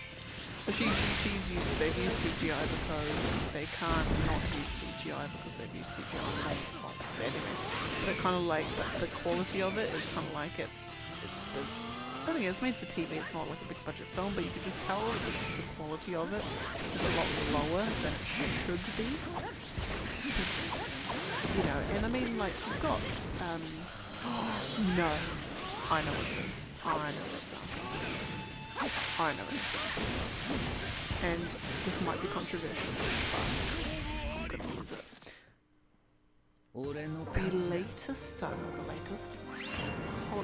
Hobbit, Battle of the Five Armies. I've only seen that film once, and the CGI, and it could just be me, I found the CGI in that film to be so obvious, like, that it kind of it takes you out of the film a little bit. You're like, this is so green screen. This is so like, what is this? Is literally this entire film on a green screen. It came off so odd. Just odd is the right word. You compare those Hobbit films to the Lord of the Rings trilogy, and it's practically a night and day in how they feel as a world. Like, yes, they've done like CGI and Gollum. I mean, back then, in the 2000s, my goodness gracious, does it hold up? But they were trying, like, they set up to make a good film. CGI was in service to the story, as in they had to do CGI on Gollum because how else are you going to do it without? Well, how else are you going to get that particular design naturally? I mean, I say that you probably could with a good practical effects crew, but for what they wanted to do, CGI was going to be the winner, and they did it very well. And even though it's not like perfectly photorealistic, it does the job, and you can, because the intention behind it all was they were trying to make something good. Whereas The Hobbit was kind of, it felt by the end of it, that last film, why it was a trilogy, I don't know. I mean, everyone's probably asked themselves that question by the end of it. Why do we need this film? And by the end of it, it just felt like making a good film is not the intention. It's to make another $1 million product that would get us money. By that, it felt like that. And that's what the CGI felt like. Is like, we're just putting it in for the sake of putting it in, because what else are we going to do? Pay money on practical effects? Yeah, no, we're raking it in. We don't even have to lift a finger in the practical effects department. You know what I mean? It's just the intention behind it really makes all the difference, and it really, like, it's just like, it's almost like once you understand the intention, it's like it puts a lens over the film, and it just makes everything in the film seem, you look at it all differently. Like bad CGI, but you don't look at it because you don't look at it as you do with Neil Green. You look at it as oh, you really couldn't bother to be a could you? That's what it feels like. That is such a long explanation to try and say one concept. I do apologise for rambling, but it's what I'm wont to do.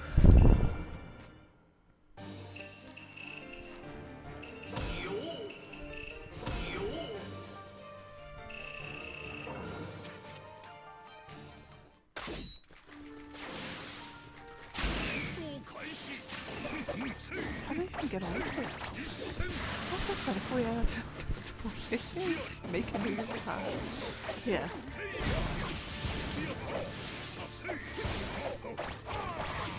Yeah, that's all very long way of saying. My dad's film is showing on YouTube tomorrow night, and I'm excited to see it.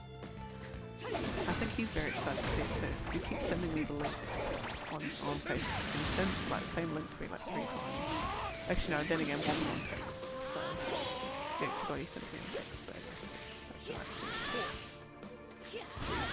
Oh, did I get it? Sweet. she stop and then start again? She must have.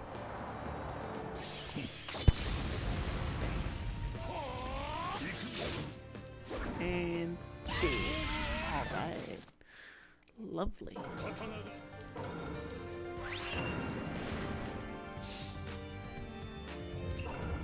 Okay, what we got next? Sakura. No, not the last. Oh, no, it is the last. Oh, is it best? I think it is best, isn't it? And young Sasuke.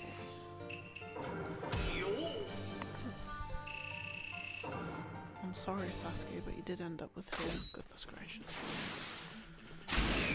Undeserved. No, I'll take that. I'll take that foot to my grave.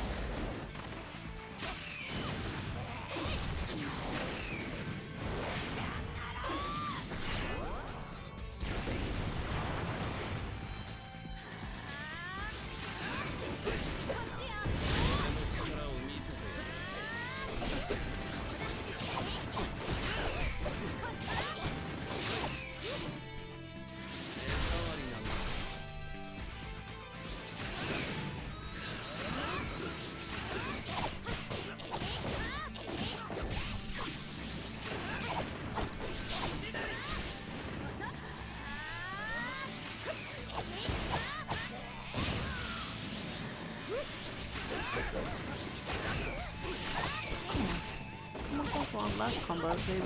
Lovely. Lovely jubbly.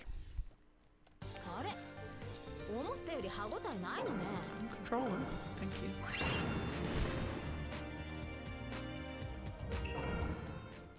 Alright. Sasuke. Go that way.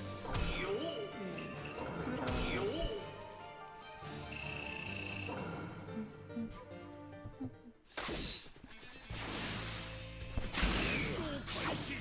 My nose is leaking.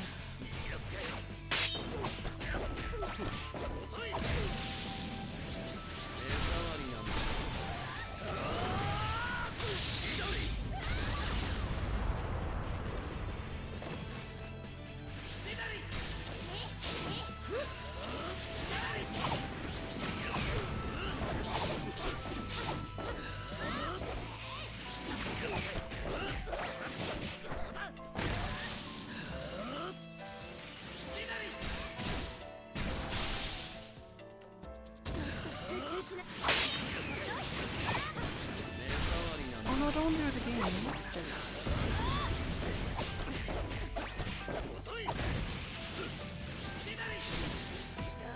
Oh, got it. Lovely.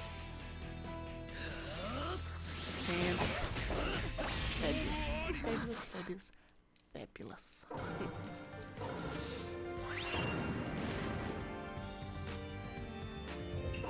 Okay. Then we got Naruto, Tool, and Ino.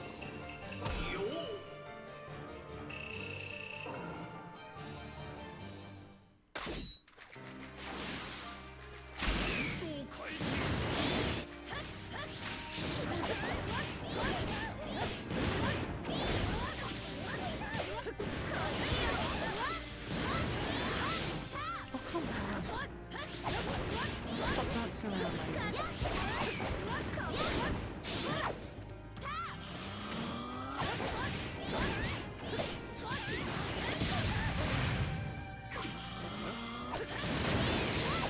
I need to have enough chakra so when she does the substitution.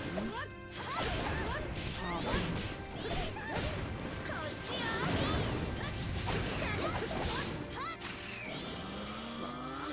Get enough chakra so she does the substitutions on the chakra. There we go.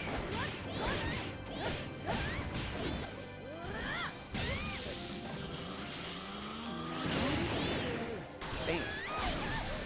Got it.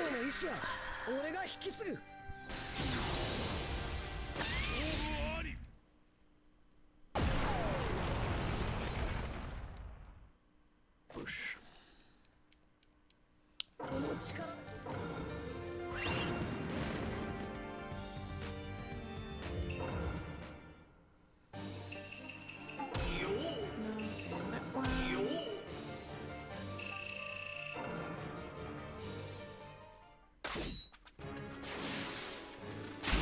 actually just thinking, do I need to finish them? Just thinking about making a brandy step towels. Because I'm actually, so I've never made brandy steps before.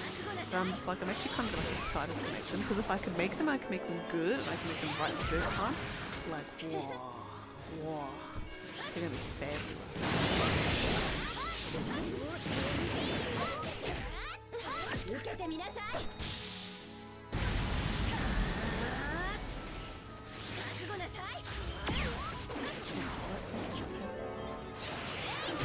I'm like, when did I appear on that side of the frame? I'm thinking, here's one, 'cause I'm webcam.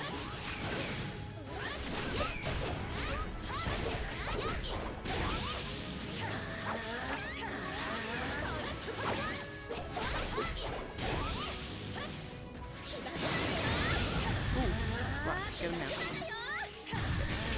Okay.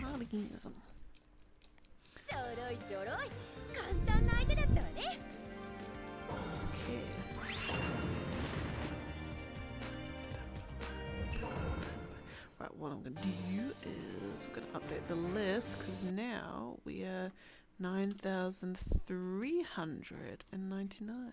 All right. We've got Konohamaru again and Sugetsu.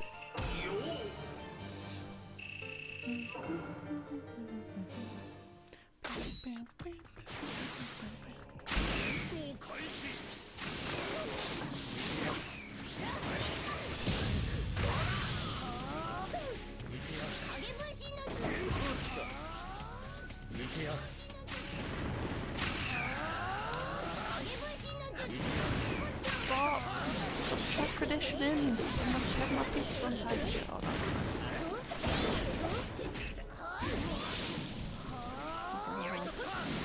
There we go. Goodness.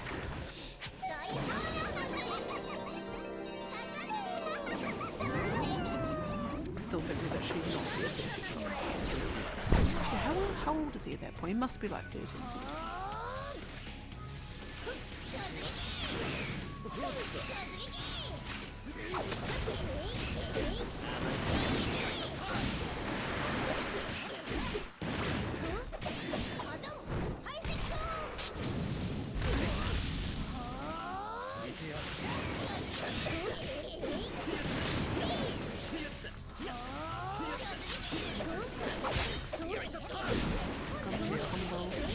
Got him in the rumble combo and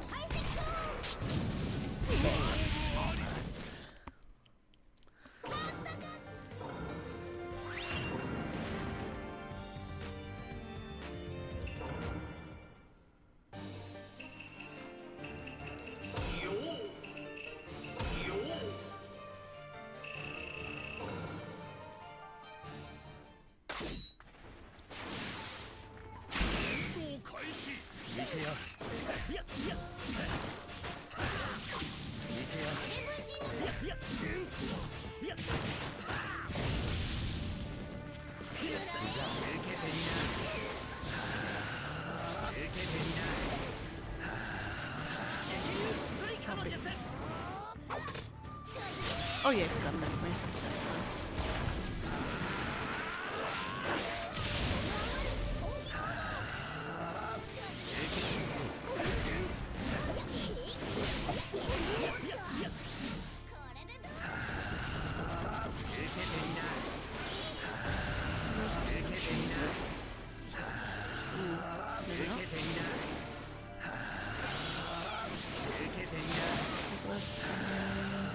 Get him in the wombo combo. Lovely. Okay.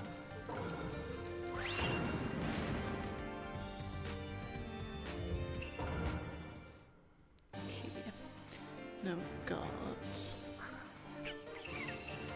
Obito, this one, and second Tsuchikage.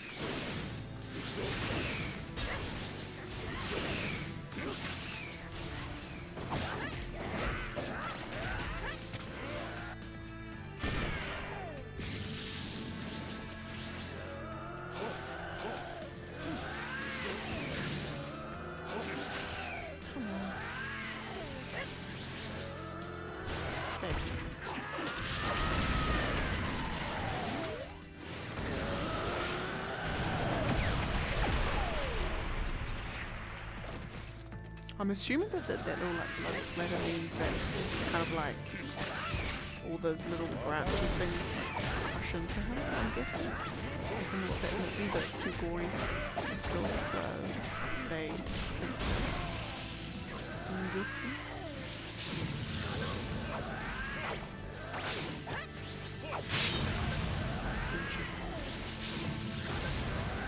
One last one.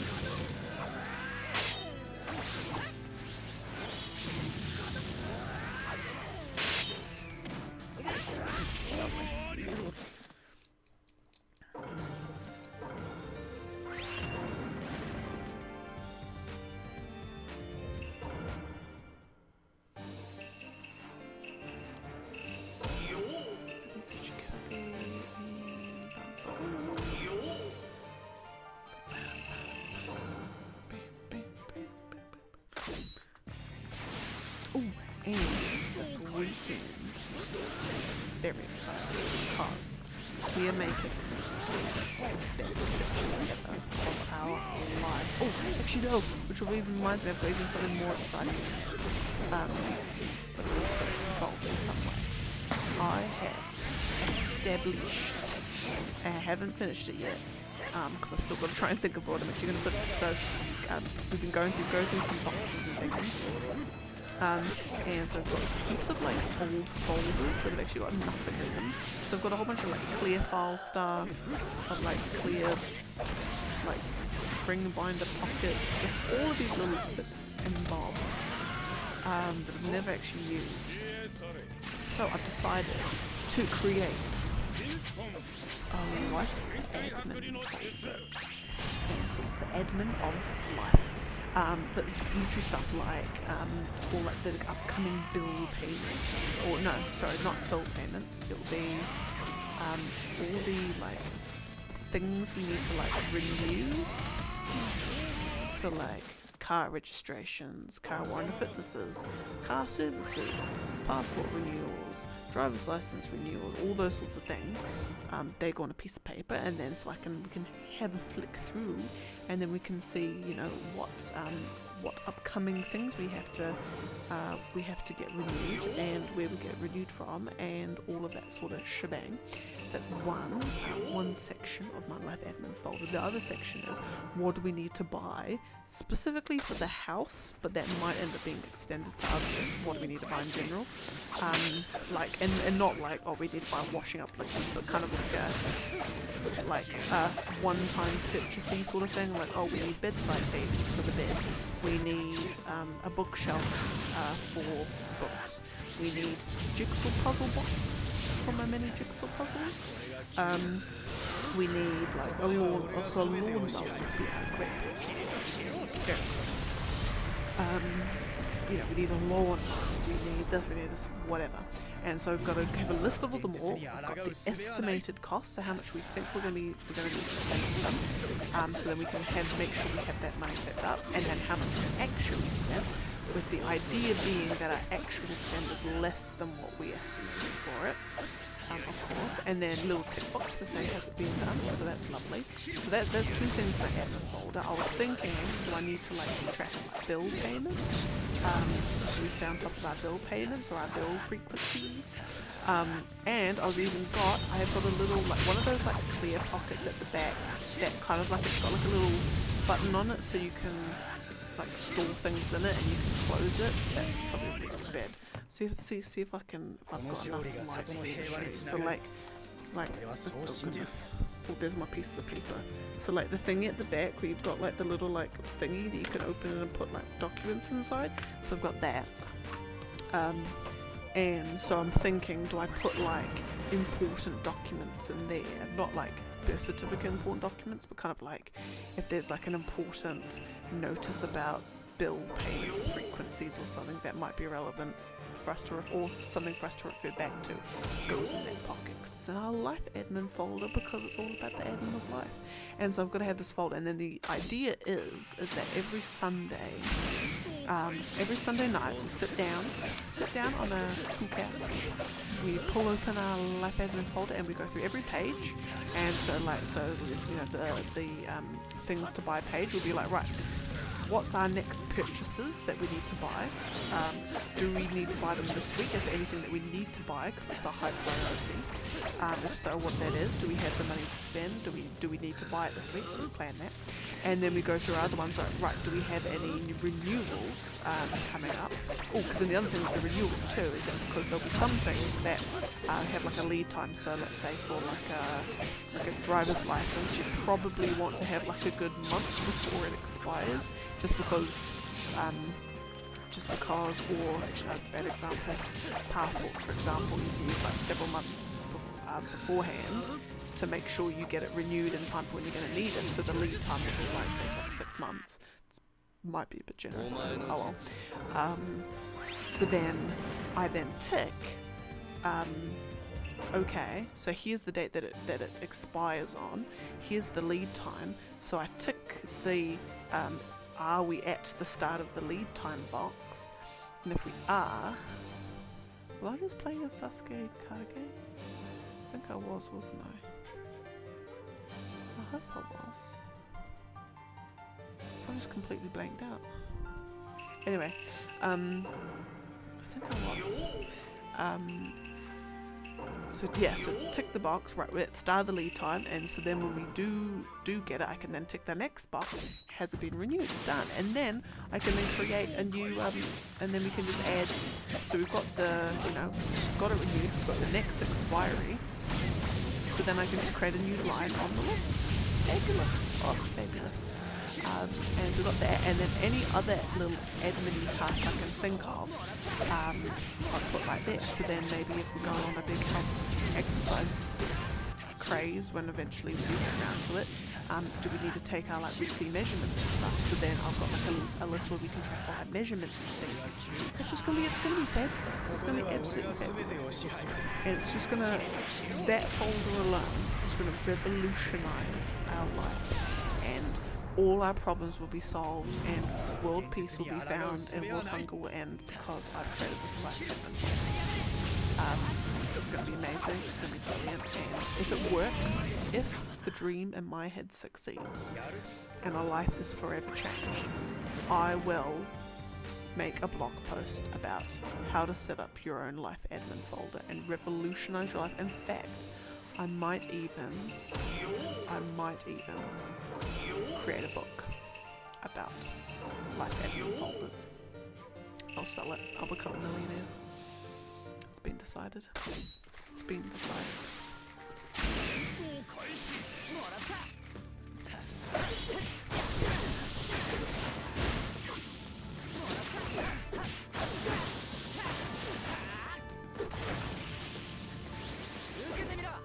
Which actually also reminds me, and that might be a story for Sunday morning, actually.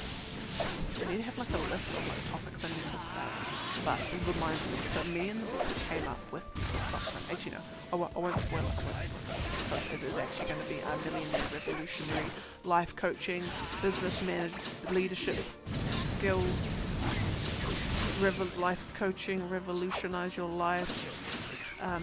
Who needs anything else when you've got a miracle thing that's going to revolutionize your life sort of thing. I'll tell you all about it on Sunday morning. It's the best thing ever, and your life will be forever changed. I'll say that. In fact, I actually can't talk about it too much because then people steal it and then become millionaires afterwards. So I must not give the trade secrets away. I can give it out. Well, again, Sunday morning will be. I will show you how to revolutionize your life. Yeah, got it.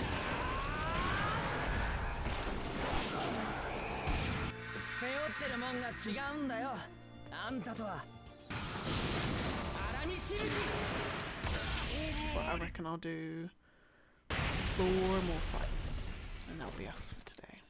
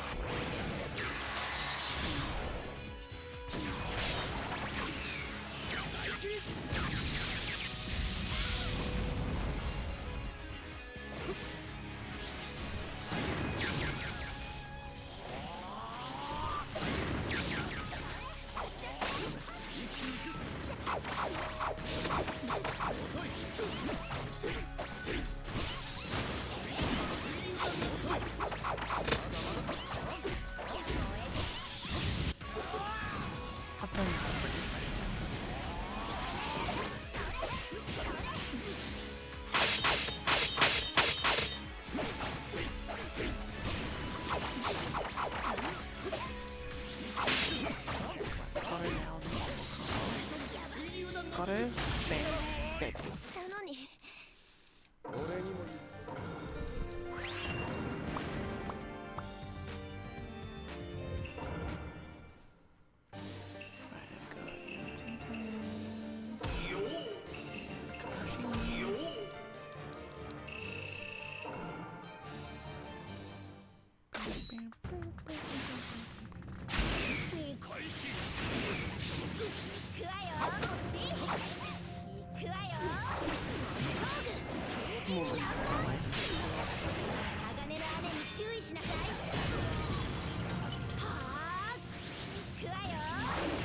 Maybe not.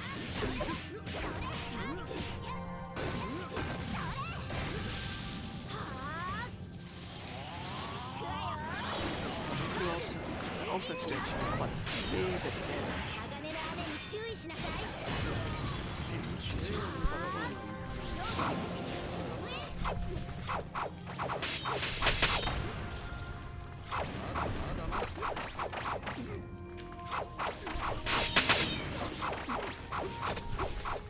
It's strange how she's like a long, like the shuriken do heaps of damage, but she hasn't got like shuriken combos like the other long range people where when you hold down a different direction it does a different kind of combo. She's literally just the one and like that's it.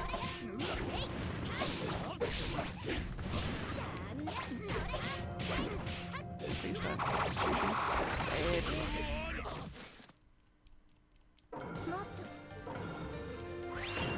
Alright. 2 more fights and that will be us for today. So I've got Sai and who's he fighting? Karin.